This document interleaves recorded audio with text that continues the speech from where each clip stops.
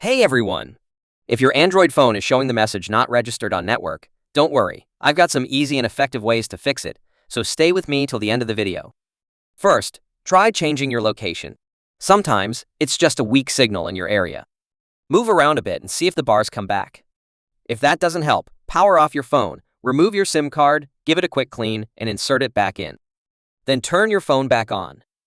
This often refreshes your phone's connection with the mobile network. Now, try switching on airplane mode. Wait about 10 seconds and turn it off again. Then restart your phone.